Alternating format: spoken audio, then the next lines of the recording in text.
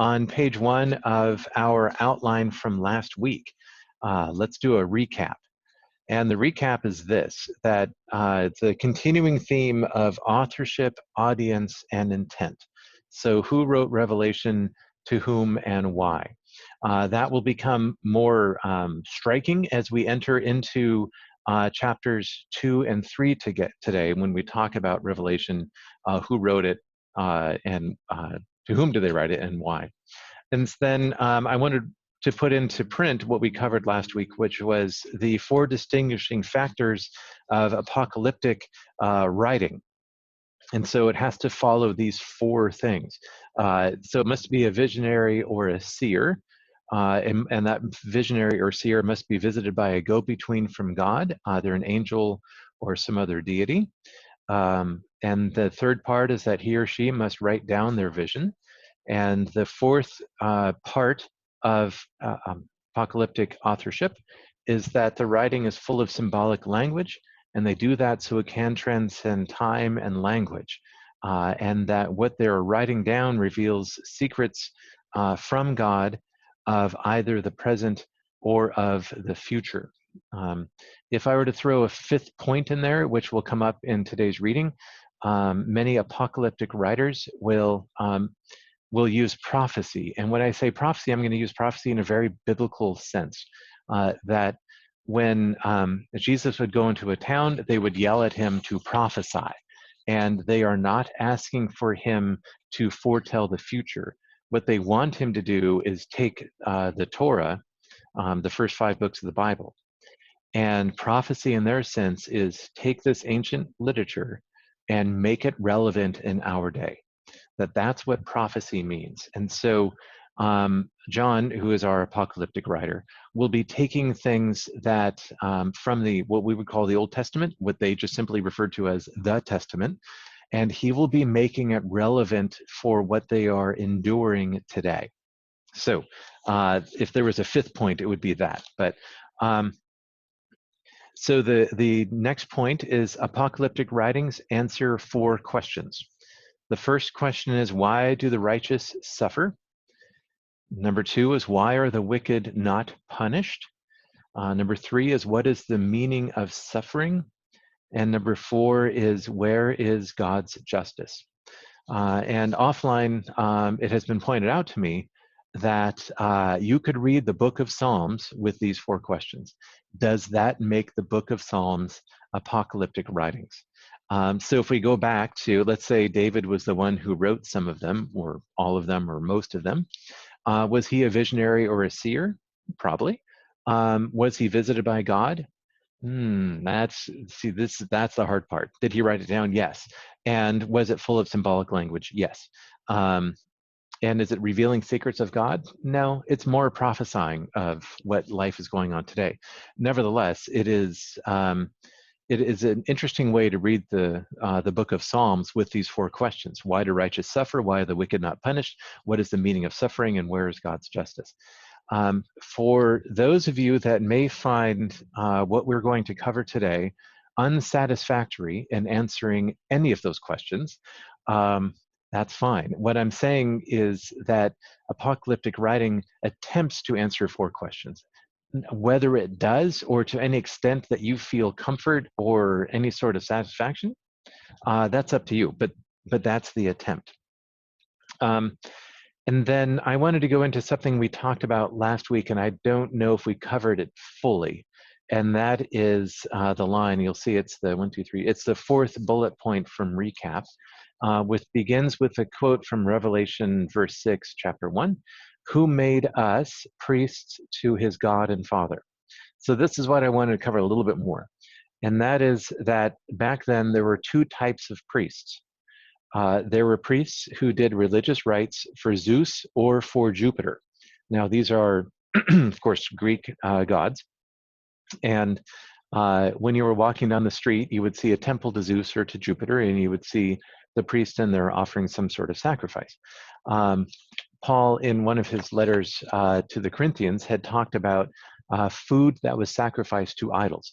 And so if you walked by Zeus's temple, say you're in Ephesus, in the town of Ephesus, and you walked by Zeus's temple, and you saw that the priests were there sacrificing a perfectly good cow, and then they cooked it, and then they had a particular feast where people come up and eat the food. People were troubled that Christians were going up and eating that free food. In some ways, you can consider this an outdoor barbecue. And Paul had written that Zeus is not a god. Zeus is simply a figment of people's imaginations, misplaced. So the rite that they're, or the act that they're doing with the meat has no bearing. And so therefore the food is fine to eat. But if those who are converting to the faith see you eating the meat and that causes them not to convert, you should never eat meat again. And so this is the type of priest that they saw back then.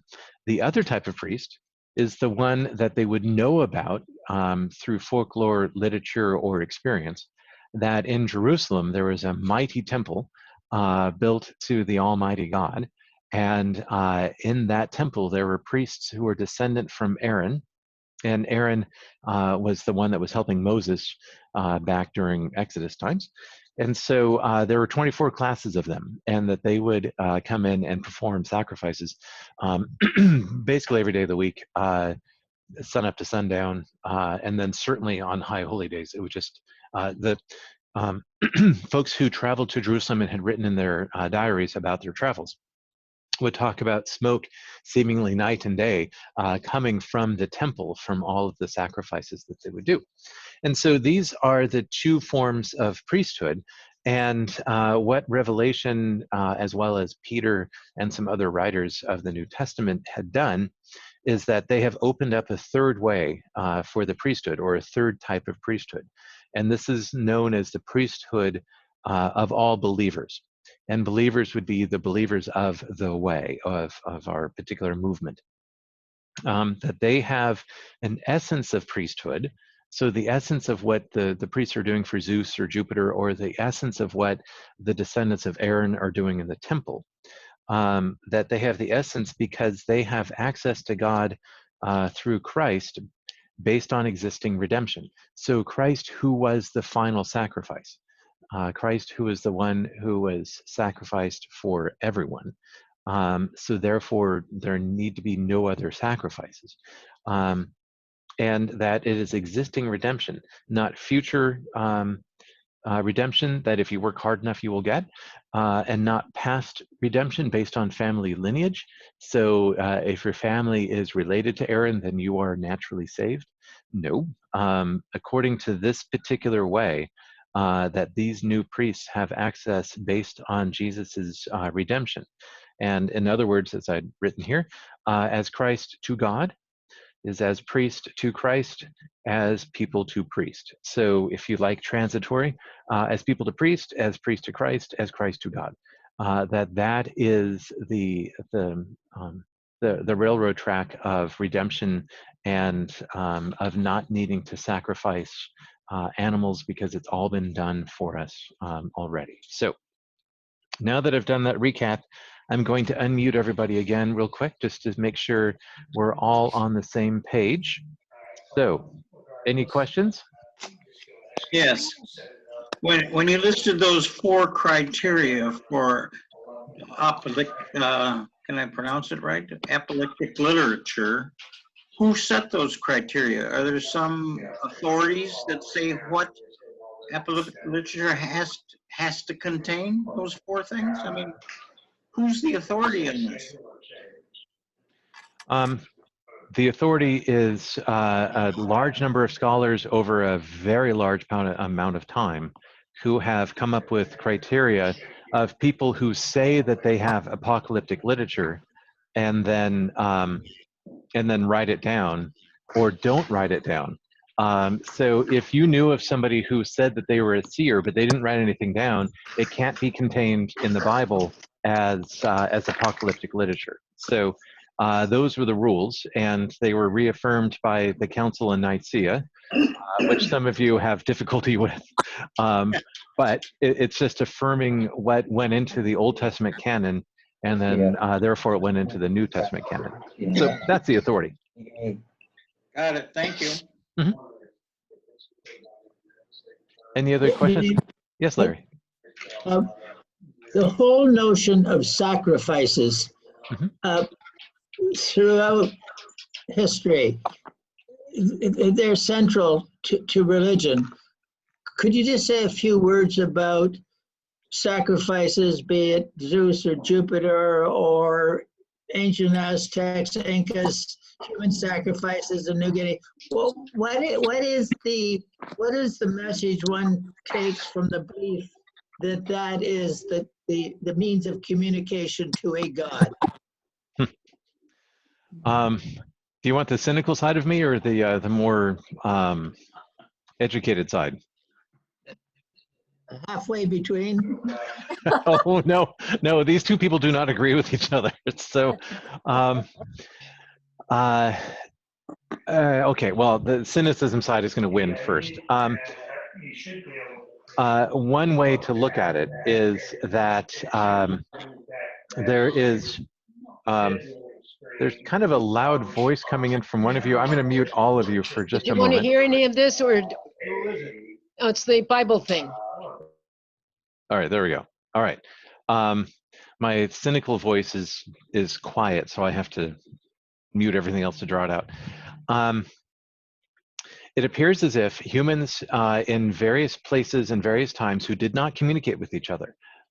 So you could imagine the Incas not being able to communicate with a particular indigenous tribe in the Philippines, yet both of them offered sacrifices. And it seems to be a way to manipulate the present and the future. So if we were to do this, the God who is in charge of rain will either stop the rain or make rain happen. And the greater that we desire that outcome is the greater of the sacrifice that we offer. So when Mary and Joseph brought Jesus to the temple for him to be received, they brought in 2 turtle doves. They could have brought in a cow or a sheep, and it would have been, if they brought in a larger animal to be sacrificed, it would say to them, this means a lot to me. Except they would look at these 2 folks and realize that one is probably a carpenter and the other is probably very, very young. And for them to just bring in these 2 birds is a tremendous sacrifice. Where for somebody with a lot of land and offering a cow, that's not that big of a deal. So it always seems to be there is an angry or a God that we need to get attention of, or there's something out there that we need to pay attention to. So we will then make this sacrifice in order to make this happen. And what is so unique about Christianity is that a part of our story is that the sacrifice has already been done by nothing that we earned, by nothing that we deserved. It has already been done.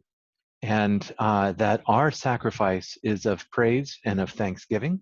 Our sacrifice is to turn away from the self and selfish desires, to forgive others, and to love others, and to care for the orphan, to care for the widow, to care for those who are in need. That's our sacrifice. But it's not to appease an angry God, because that has already been done. It makes our system of belief unique around the world religions through the amount of time that we've been able to record that. So I think I interwove some of the scholarly side with the cynical side, but leading with cynicism first. The other thing is that part of me leads to the idea of voodoo. And voodoo is having a recipe or a certain number of words said in a certain order that will have a particular outcome. And the Christian belief is that that God already has in charge of everything. We don't need to worry about the outcome, but we are also called to make petitions and prayers and to call upon God for those in need. And so so Christianity is constantly struggling between those 2 things of how do we manipulate God to do what we want God to do? How do we recognize that God is already in charge? And then the questions that we'd love to ask: is God really in charge? And is God really loving? So I think that idea of sacrifice revolves all the way around there. So keep sacrifice in the back of your mind as we head through endurance of what these people are being called to endure. So hold on to that thought. I really like your question, Larry. I'm going to unmute everybody real quick to see if there's anything else before we jump into today's stuff. All right, good. So I'm going to mute everybody, and then we will jump in. So let's head to chapter 2. For this week, chapters 2 and 3. Yes, we're going to attempt 2 different chapters today. And I've entitled this section to be To the Angels, which I think is appropriate because of our church. So let's jump in together, and I am going to share on my screen what it is that I am looking at so that we can all read that together. So here we go. This is from the Common English Bible Translation. Oh, one thing I need to one thing on my notes I just looked at, I wrote a reflection this week and I had you in mind. And the reflection was about patience and endurance, and the word that we all stumbled onto last week, and how some of you had translations that said patience, endurance, and others just had endurance. So I wrote about it. And so thank you for that. If you, when you read it, or if you read it, you will maybe notice some of our strains coming in. So I wanted to thank you for that. Who knows? We might have another reflection coming out from that, from this week's discussion. So here we go. All right, To the Angels. So this is the one who is and was and will be, the one who holds the 7 stars and all that. This is the one who told John to write this. So who's the author? The author is, we would recognize him as Jesus himself. And who is his audience? He said, write this to the angel of the church in Ephesus. So we now know who's writing and to whom, and we're going to find his intent real quick. First things first, Ephesus. Some of you, if you have been on travels to Western Turkey, you most likely went through Ephesus. And this is a major city that Paul was in, almost killed. He caused a riot. He did all sorts of fun stuff in Ephesus. We have the letter to the Ephesians, and that is the letter to the church in Ephesus. It is a major town, and Jesus, or at least John, as recalling what Jesus said, started with them. So there's no reason to talk anymore about their significance because they are number one, that they started off number one. So here we begin. These are the words of the one who holds the 7 stars in his right hand and walks among the 7 gold lampstands. So the 7 stars and then the 7 gold lampstands are the churches. I know your works, your labor, and your endurance. Here's that word again. I also know that you don't put up with those who are evil. You have tested those who say they are apostles but are not, and you have found them to be liars. You have shown, say it with me, endurance, and put up with a lot for my name's sake, and you haven't gotten tired. So again, endurance that has a sense of athletic or games of endurance, like a long run or a long swim, you haven't gotten tired. Verse 4, but I have this against you. You have let go of the love you had at first. So remember the high point from which you have fallen. Change your hearts and lives and do the things you did at first. If you don't, I'm coming to you. I will move your lampstand from its place if you don't change your hearts and lives. But you have this in your favor. You hate what the Nicolaitans are doing, which I also hate. Nicolaitans.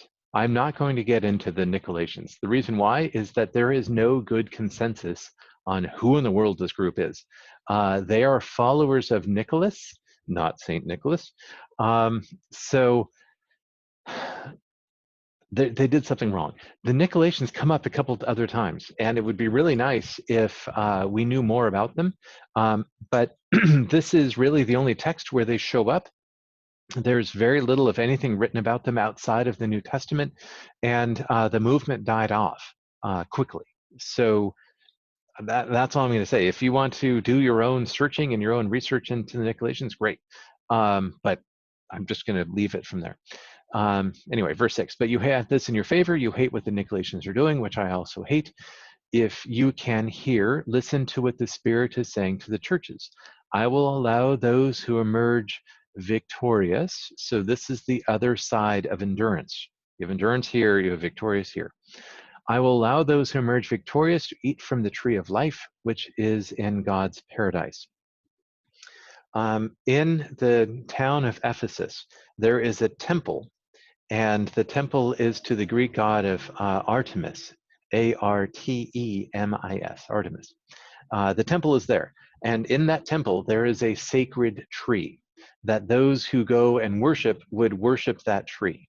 So this interesting thing about you will eat from the tree of life, not in the temple, but which is in God's paradise. Another way to look at that is perhaps the Garden of Eden. And this is, in a sense, if you will, prophesying, taking the Old Testament Genesis story of God's garden and the tree of life and making it relevant today. That those who emerge victorious, and you emerge victorious by enduring, you will eat from the tree of life, which is in God's paradise. You're not going to worry about trees here, the tree that's in Artemis's temple. No, this is the tree of life. So if we can go back to verse 4, this might have stuck out for you. That Jesus is saying to them, you don't put up with those who are evil. You have been tested, and you have found them to be liars. You have shown endurance. You've put up with a lot for my name's sake, and you haven't gotten tired, but you've let go of the love you had at first. And this is what testing will do. The downside of endurance is losing the love or the passion of what you were doing first. And so as people, followers of the way or believers, that when they first were baptized and they were full of the Spirit, they had a high point. They were up here. And think of Jesus going up onto the mountain and being transfigured, that they had this high moment. But because of their endurance and because of their testing, they have let go of that love. And so he's saying, remember that, change your hearts and lives and do the things you did at first. And then if you don't, I'm coming, I will remove your lampstand if you don't change your hearts and lives. So he's saying one way to look at this, that my way of looking at this is you're enduring, and that's good, but hold on to the love. If you don't hold on to the love, you're going to lose it all. So so that's that one. So that's Ephesus. And then write this to the angel in the church of Smyrna. I don't know why I was having difficulty with that word. This is a seaport. It is a very important town, not as important perhaps as Ephesus, but it's an important town. It's a trade center. And the center of this trade center is a temple, not to Artemis, but a temple to the god of Roma. Where we get Roma tomatoes, but Roma. This is also where you get the word Rome and the temple or the cult of Rome itself. The heart of this is that, from what it sounds like, yearly, you would have to go to a big bonfire in the center of the town, every person, and they would have to make an offering to the emperor or Caesar, and you would say that Caesar is Lord, usually taking some sort of incense and putting it on the fire and creating smoke. And so people would line up and they would have to do this. If you did not, you would be thrown into prison. There is one group who is excluded from this, and those who are of the... Hi, my system just completely shut down. So I'm going to unmute everybody. Just a second here. All right. So I'm fine, sweetie. How are you? I don't know what just happened to my system. Did any of you, what was the last thing you heard? Changing our hearts. Going to prison, being thrown in prison. Okay. Yeah. And that's right when my system collapsed. I have a very strong signal. I don't know what that was, except I'm going to mute everybody again. There we go. Interesting that I talk about the God of the Empire, and then my system collapses. Anyway, so people of the Jewish faith were excluded from having to do this. So some of the argument in the New Testament writings, especially between Peter and Paul, was in order to be a part of the way, did you have to become Jewish first? If you became Jewish first, you then were excluded from paying particular taxes, and you were excluded from having to make this yearly sacrifice. Anyway, so some of those arguments came up in that. So Christians or followers of the way, particularly in this particular seaport, were refusing to do that honoring at that temple of Roma. So let's see if you hear more about that as we jump into the lesson for today. So Ephesus, Smyrna, who we are. Write this to the angel of the church in Smyrna. These are the words of the one who is the first and the last, who died and came back to life. Again, authorship. We know who that is, and we know that he's writing it to this church. And so verse 9, I know your hardship and your poverty, though you're actually rich. I also know the hurtful things that have been spoken about you by those who say they are Jews, though they are not, but they are really Satan's synagogue. Quick note here. Modern day white supremacists use this phrase. Hitler used this phrase. This is, and it's improperly used. So this isn't to say, this is not an anti-Semitic phrase. John himself is a person of the Jewish faith. So Satan's synagogue, the idea of Satan and the devil are used to describe those of the emperor and of the empire who are in charge. So for some very radical people who live in the woods in North Idaho, who believe that the US government is corrupted, they would travel to Boise, to the state capital, and they would call the state capital Satan's synagogue. Okay, so synagogue is a place of worship or a gathering place. I think it is a misappropriation to say that it's people of the Jewish faith. And so there are people that saying they're Jews, perhaps to get out of paying particular taxes. We're not sure, but they're really from Satan's synagogue. It would be interesting if they were court officials or officials of the town that were pretending to be this way so they could avoid paying particular taxes. That would be an interesting thing. So that's one avenue we can go down. But I first wanted to mention anti-Semitism, and that you could grossly misinterpret this phrase to do that. So, so verse 10, don't be afraid of what you're going to suffer. Look, the devil's going to throw some of you into prison to test you. The devil is, let me rephrase this. The devil's going to throw some of you into prison to test you. The devil is not some sort of mythical creature with a pitchfork and horns. This is an actual person or persons who have the ability to arrest and to put into prison. And the test is, we will put you in prison and see how well you continue to say that Jesus is Lord. Because we think if you stay a month in prison, by the end of your stay, you will instead say that Caesar is Lord, because that was the point. So that's the devil. Again, don't try to let go of those notions of a person with horns and a pitchfork, and go into it looking at somebody from that has power in the community to do that. You will suffer hardship for 10 days. Be faithful even to the point of death. Faithful to the point of death is the testimony or the martyr. So hold fast to what you say, Jesus is Lord. and I will give you the crown of life. The crown of life is specifically the crown. Don't think of a crown that you would wear on your head like you were a king. This crown is, let me make my notes real quick.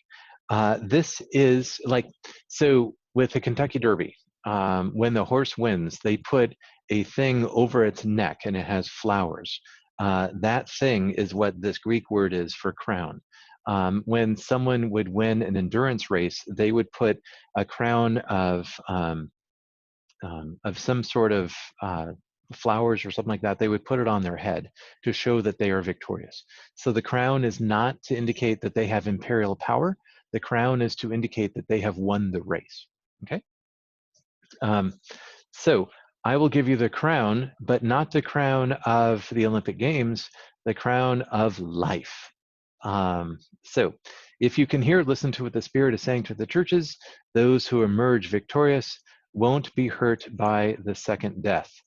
You're going to have to put an asterisk on there. We're going to get to the second death several weeks from now, but we'll get there. So write this to the church, to the angel of the church in Pergamum. Pergamum is the provincial capital.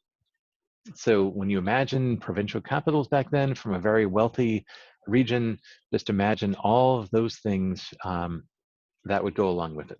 So these are the words from the one who has the sharp two-edged sword. I know that you are living right where Satan's throne is. Okay, again, a provincial capital, Satan's throne. Go back up to Satan's synagogue and the devil who can throw you into prison. I hope you're getting the idea now of what this means. You are holding on to my name, which means you are not letting go of my name and taking Caesar's. You were holding of my name. And you didn't break with the faith with me, even at the time that Antipas, my faithful witness, was killed among you, where Satan lives. Again, not hell. This is a physical, actual place where Antipas, who the cult of Antipas, or the story of Antipas around that, is that at the fire on the day when you're supposed to bring incense and put it on there, he refused. He kept saying that Jesus is Lord, Caesar is not, that Jesus is Lord, and that they threw him into the fire. Again, there is no eyewitness reports we've had about this, but they know who Antipas is. And if you look at this name, you'll know immediately that's Greek. This is not a Hebrew convert to the way. This is a Jewish person. I'm sorry, a Greek person who has been a faithful witness, a faithful martyr who was killed among you. So verse 14, but I have a few things against you. Now you'll notice this pattern as we go through each of these 7 churches. You're doing this well, but I have this one thing. And if any of you have ever had to manage people, or if you've ever had students, you could say, hey, you're doing this well, but this is what you need to work on. I have a few things against you. Because you have some there who follow Balaam's teaching.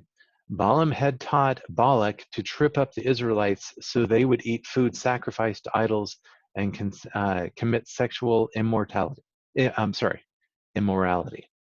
I could spend a whole class on this. So for those that want to do extra reading, in the book of Numbers, so Numbers is in the Torah, it's one of the first 5 books. Numbers, read chapter 22 through 24. You will hear about Balak and Balaam. You will hear about one of them who was on a donkey that was going somewhere, and the donkey stopped, and he kept beating the donkey, and the donkey wouldn't move because there was an angel from the Lord in the path. And God allowed the donkey to speak, and the donkey told him, why do you keep hitting me? And he said, because you keep stopping. And that's when the donkey said, can't you see the angel in front of me? So if you ever heard the story of the talking donkey, Numbers chapter 22 through 24, have some fun with it. But I'm not going to go further into it for today, because again, it's just too much to go into. This is some of the prophesying. This is taking an ancient story from Numbers and making it relevant right now for them. So I have these things against you, because you have some there who follow this teaching. In the same way, you have some who follow the Nicolaitans teaching. Again, the Nicolaitans came up. We don't know much about them. But repeating the line, change your hearts and lives. If you don't, I'm coming to you soon. I will make war on them with a sword that comes from my mouth, which is the word of God. If you can hear, listen to what the Spirit is saying to the churches. I will give to those who emerge victorious some of the hidden manna to eat. Hidden manna, this is from the time of Exodus when they were in the wilderness, had nothing to eat. But this is the secret or the hidden or the Gnostic manna to eat. I will also give to each of you a white stone with a new name written on it, which no one knows except the one who receives it.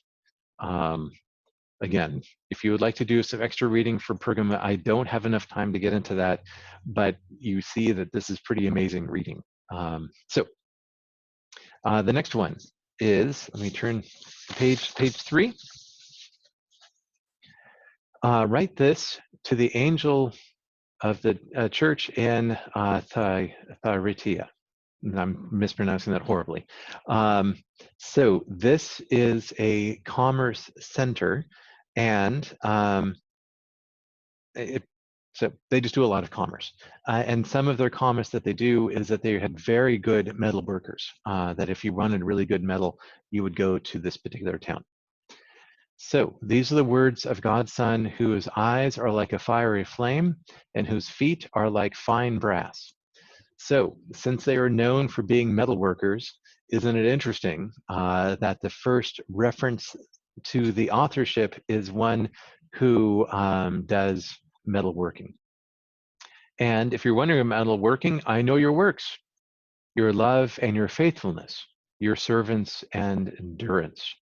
So if you remember with the town of Ephesus, they had endurance, they had service, but they had lost love and faithfulness. So this particular town, this particular church has it. I also know the works you have done most recently are even greater than those you did at first. But I have this against you. You put up with that woman Jezebel. So I'm going to stop the share real quick so I can look at everybody. Raise your hand if the name Jezebel in the Old Testament rings a bell to you. All right. Good. That helps. If nobody raised their hand, I would have to go into that that long story. Jezebel briefly was the one who brought worship of the false god Baal, B-A-apostrophe-A-L, technically Baal. She is the one who brought Baal in. And the prophet Elijah was the one who went up against the prophets of Baal and Jezebel herself. And if you remember her demise, she was, I believe, eaten by dogs, if I remember correctly. So have some fun with that if you want to do some more reading. Interesting thing is, do they physically have somebody in the town named Jezebel? Or is he taking this Old Testament character and using her name by somebody who's introducing a false god? Nobody knows for sure, but it's there. I mean, this is what we have. You put up with that woman, Jezebel, who calls herself a prophet. You allow her to teach and to mislead my servants into committing sexual immorality and eating food sacrificed to idols. I gave her time to change her heart and life, but she refuses to change her life of prostitution. Prostitution is a continuing theme in the book of Revelation, and it doesn't mean what you think it means. Prostitution, probably for the book of Revelation, means an economic trade of letting go of something here in order to gain this. And so to prostitute out the church would be to water down the church's teachings so that it will seem acceptable to the empire, and you are doing an economic exchange so that the empire won't come against you and arrest your people. In fact, you could get funding from the empire if you were found to be favorable to it. And so that is prostitution. Don't think of it in the sense of the chicken ranch in Nevada. There's a greater thing here. Now he says, look, I'm throwing her onto a sickbed. I'm casting those who have committed adultery with her. Adultery is those who will participate in unequal economic systems that go against either virtues or the church or God and God's church. Anyway, so it's the adultery isn't the covenant between a man and woman in marriage. This is a different type of covenant. So I've been reading a little bit of economist Herman Daly, as you may have heard when we first started, and he talks about others who have referred to the social contract and those who violate the social contract. It would be adultery against the social contract. So that's what probably what this word means. So those that committed adultery with her into terrible hardship, if they don't change their hearts from following her practices, and I will even put her children to death with disease. Then all the churches will know that I'm the one who examines minds and hearts, and that I will give to each of you what your actions deserve.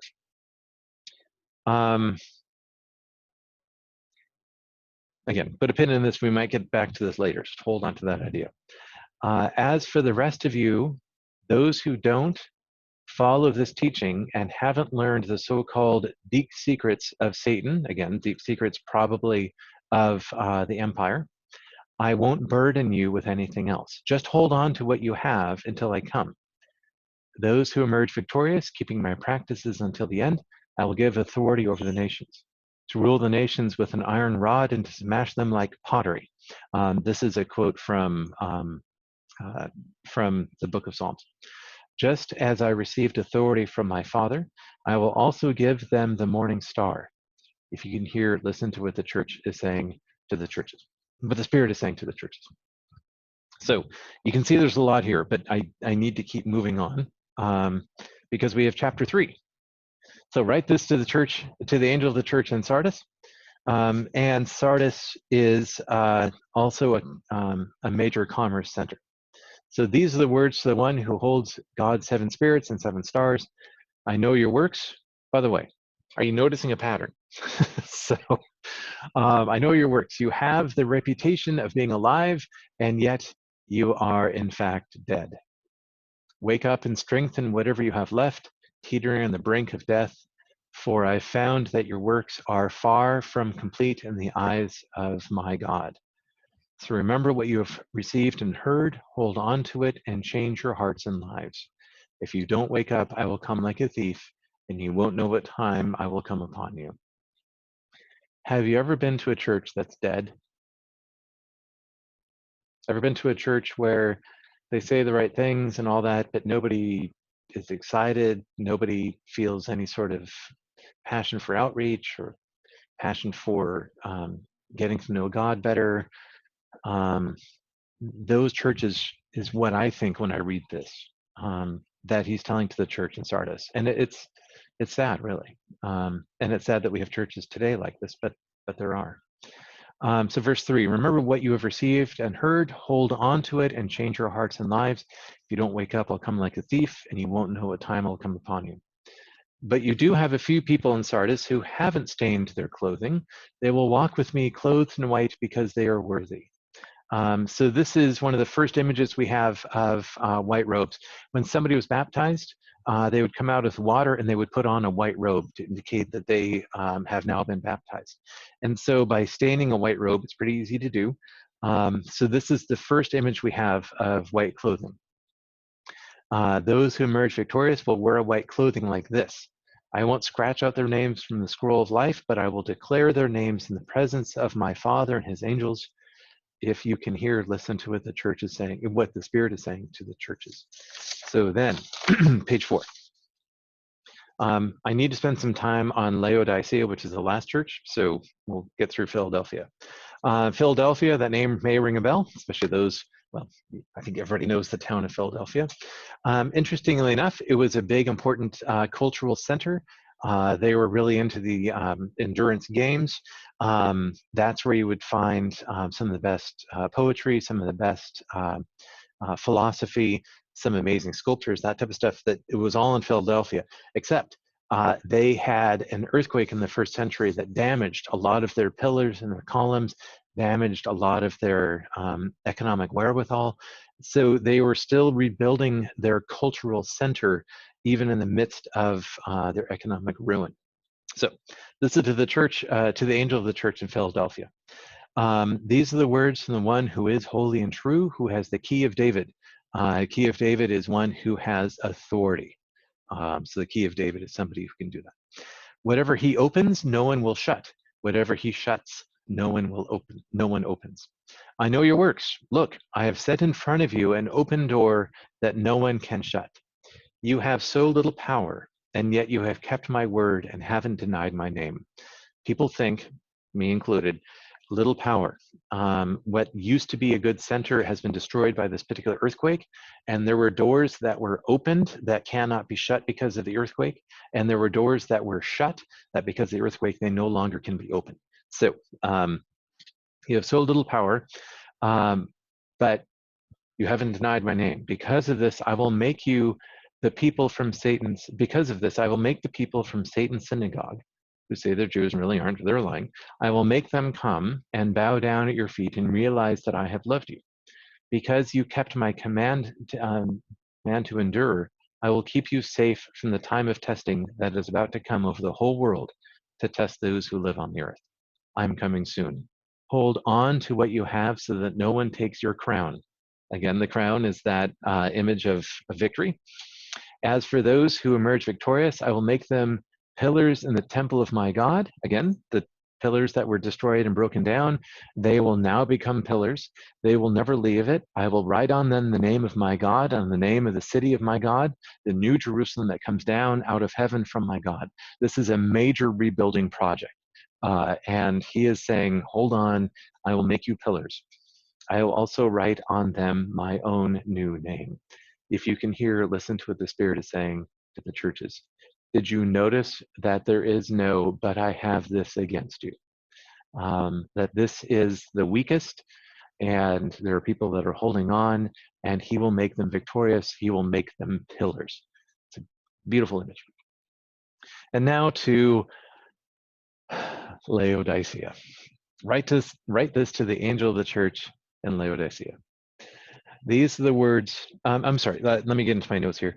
Laodicea is a wealthy banking town. One of the things besides banking that they are well known for is that they make a lot of good clothes, they make fine carpets.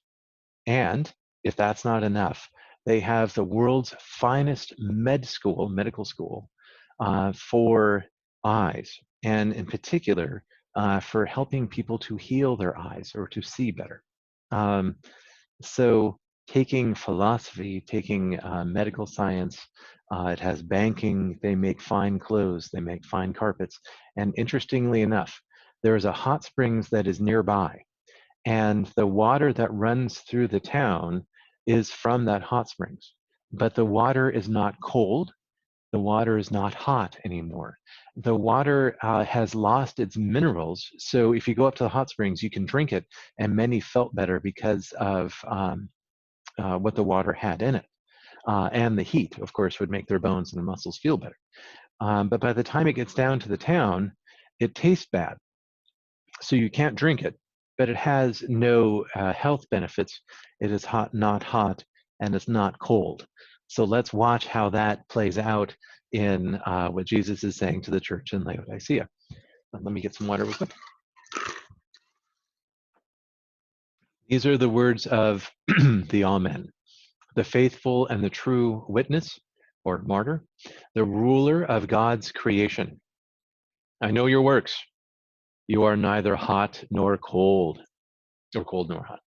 So the river that they have running down between in their town, it's a beautiful river, and some would say that this is the Venice of that particular region. Again, Venice was a banking and commercial district with the water that runs through it that you cannot drink.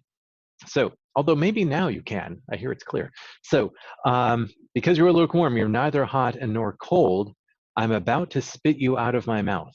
This is what the water would taste like. Anybody traveling to Laodicea would see this beautiful river running down. They would get some water and they would drink it and they would spit it out. It's like, it's horrible. After all, you say, I'm rich, I've grown wealthy, I don't need a thing.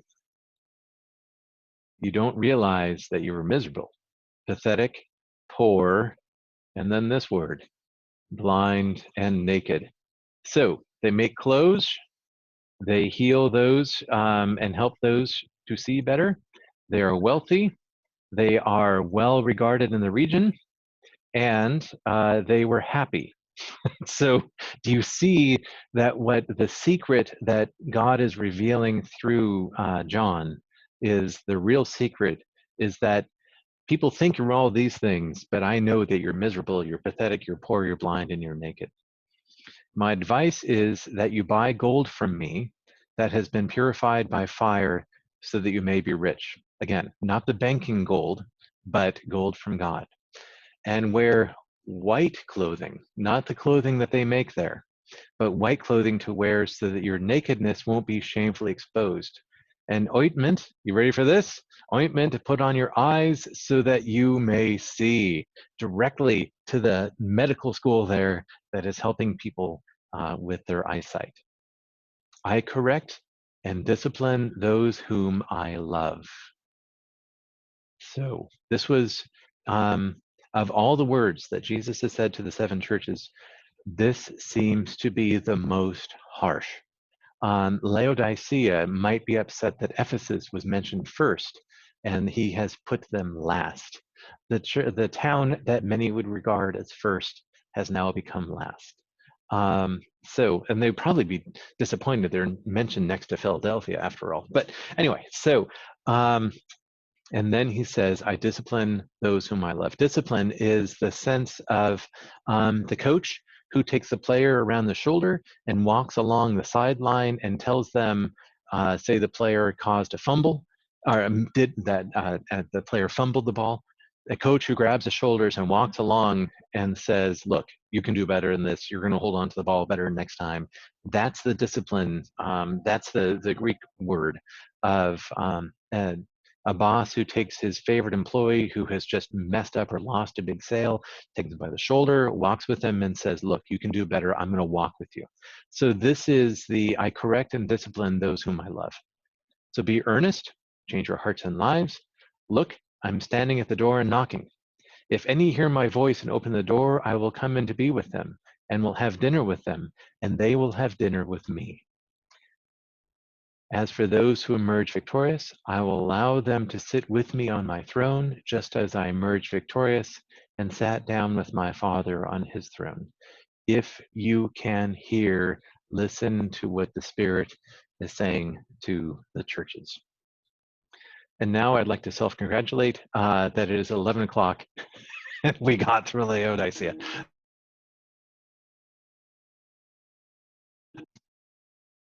So I'm going to stop the share here, and I'm going to unmute everybody.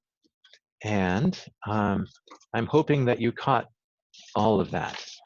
So we've covered a lot, and this was probably a unique thing for a lot of you.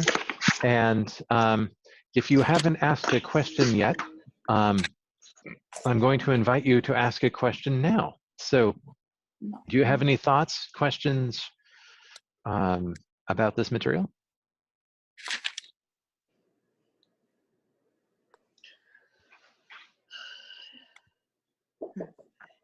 Is my mic on? Can you hear me? Yes. All right, so Rick, I'm going to pick on you for a minute. Thank you. What do you think of Laodicea? What do you think about the med school for eyes ointment? Did you find that interesting? Very interesting back in that day to have something that actually worked. But I don't think we invented medicine. I don't think we invented cures in the last century or two.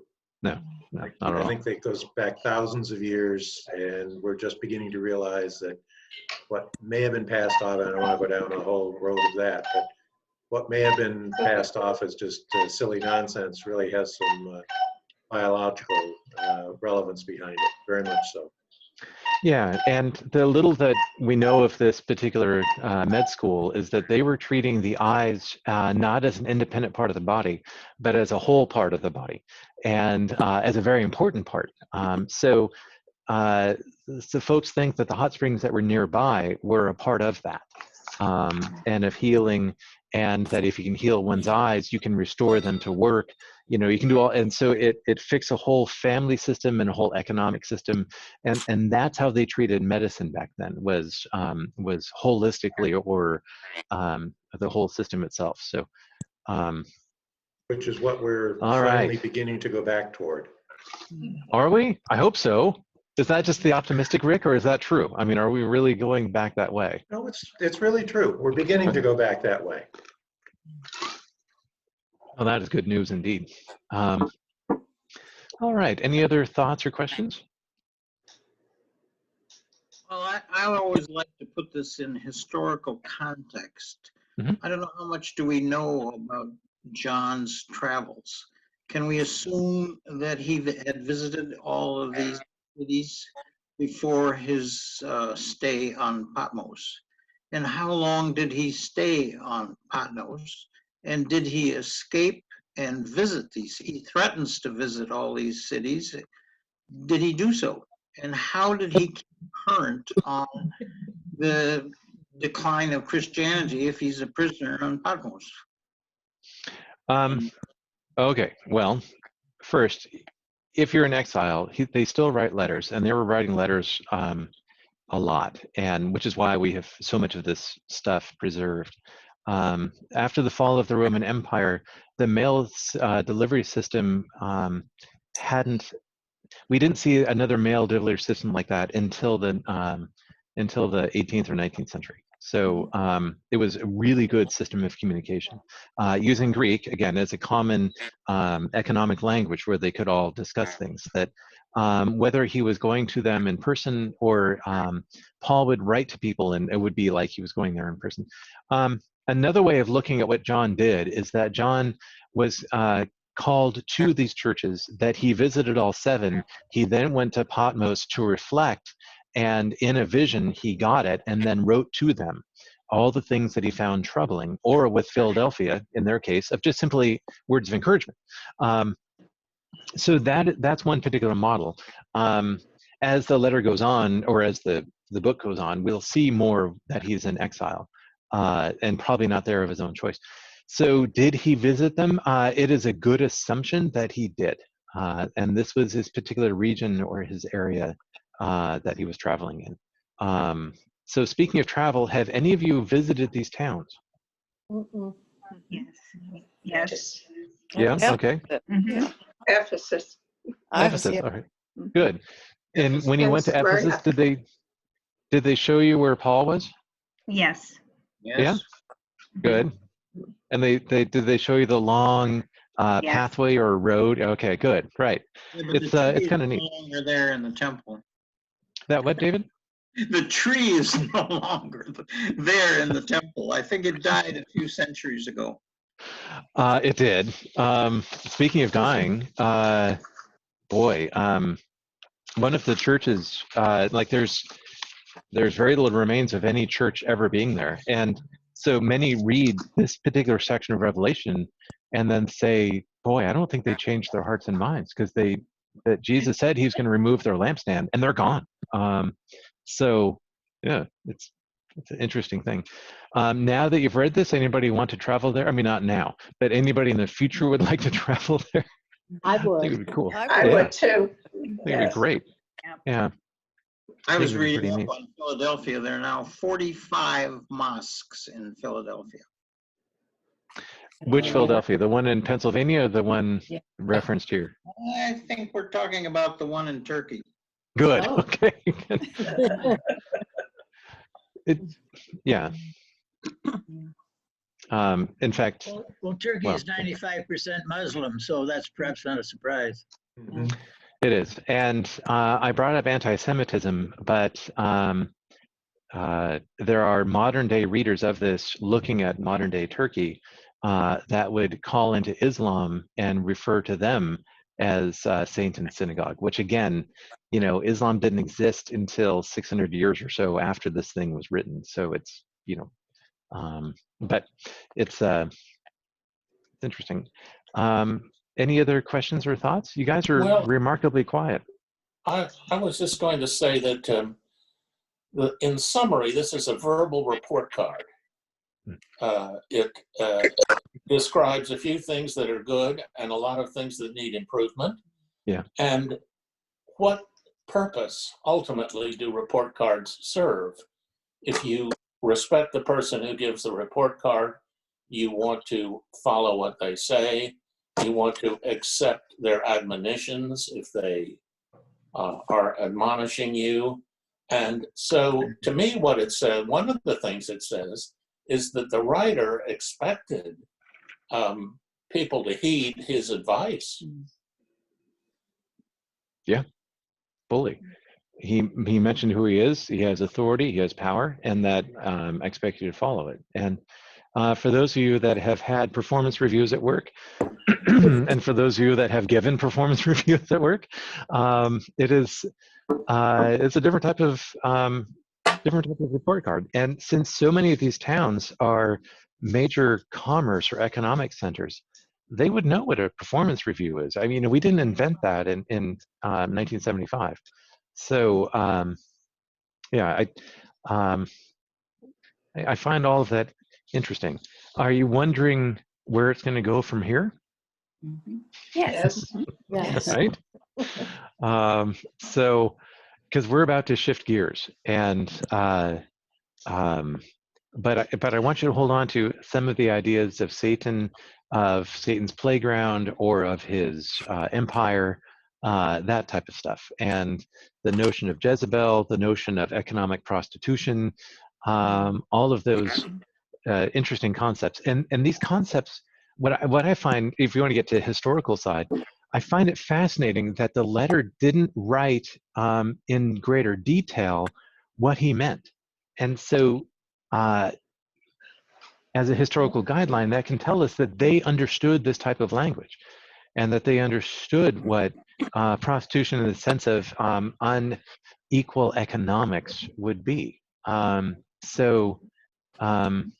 Anyway, so maybe the people that he's writing to are far more educated than what we had originally given them credit for. I wonder, can you hear me? I can, Barbara, yeah.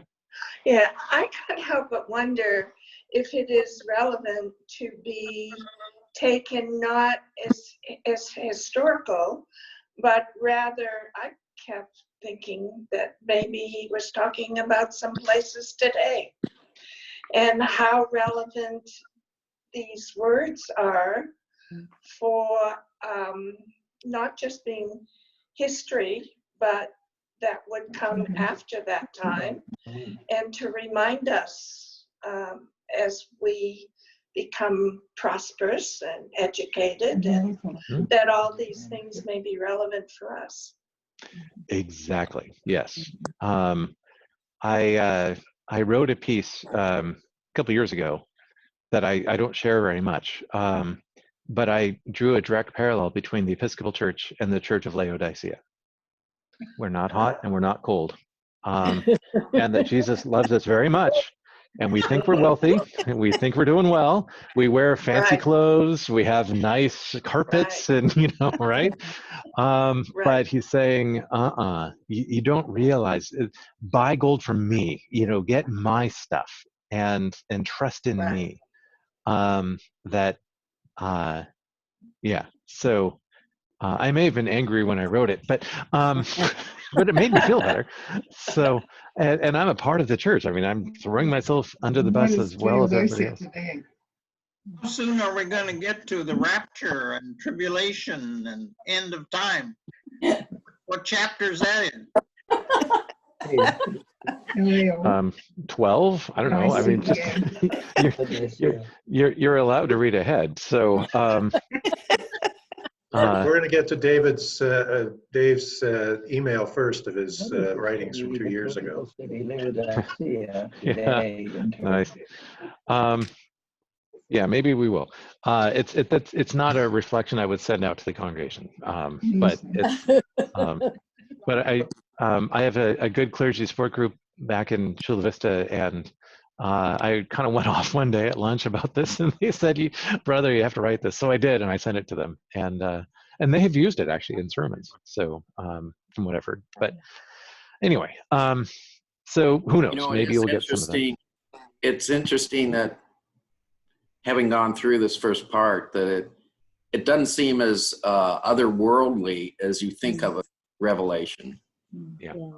It is much more either at that time or this time that this is the references, as you say, to the Old Testament and just bringing it into the current context. It really is.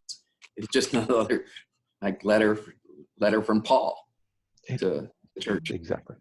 Talking about the present time rather than, futuristic. Right. Well, let's face it, human nature doesn't change. I mean, essentially, we all react the way they did in the Bible. People still react the same way. As people, we don't change, really. Right. It would be great to have a time machine and an international translator where we could take people from struggling churches that are remaining faithful and are crumbling around them in downtown Detroit and get the people from Philadelphia and, 2,000 years ago, Philadelphia, Detroit today, get those through a time machine together, and how much would they share, right? How much would they have in common with each other? How much would they distrust the authorities? And it would be, they aren't that different. And specifically with Laodicea or Washington, D.C. and Pergamum, we speak the same language. Like we have similar experiences. And that's kind of the neat body of Christ image of past, present, future, of how much we can relate. And so in 1,000 years from now, will believers look at our time and what we've written and say, I can relate to that? That's kind of neat, that there's a lot going on here. And so the reason why I want to spend so much time with our introduction and then the first 3 chapters is that I don't want us to lose sight of the beginning of how this book was created and its authorship, its audience, and its intent. That there are chief financial officers that can be very critical of their own organization. In fact, they probably should. There are auditors internal auditors who love their company, but will write things like what Jesus said about Laodicea, right? That there are general managers who will write that about their own sales staff, who they handpick themselves, will write hard things about them. And so I think we've all been there. And I like Barbara's approach of instead of its historical side, what if we were to take it today? And what would Jesus write to all angels today? What would he write to Redeemer? What would he write, to our cathedral? So it would be interesting. So if some Sunday I come in and I'm all wild-haired and sleepy, like I didn't sleep all night, and I came in carrying something that I've written, said, I've got a letter for you. At that point, just run, right? Just it would be fascinating. So with that, it's great to see all of you, and I'm going to stop our recording. And I ask that God and His graciousness and His peace bring it to you and to your families and to your loved ones, and to continue doing what you're doing to remain socially distant or physically distant, to remain safe, and continue to seek and search out God where He is, because He does will to be found. So may God bless you and keep you, and I look forward to next week when we get to see each other again. Thank you, Father. Thank you. All right. Thank you, David. Thank you.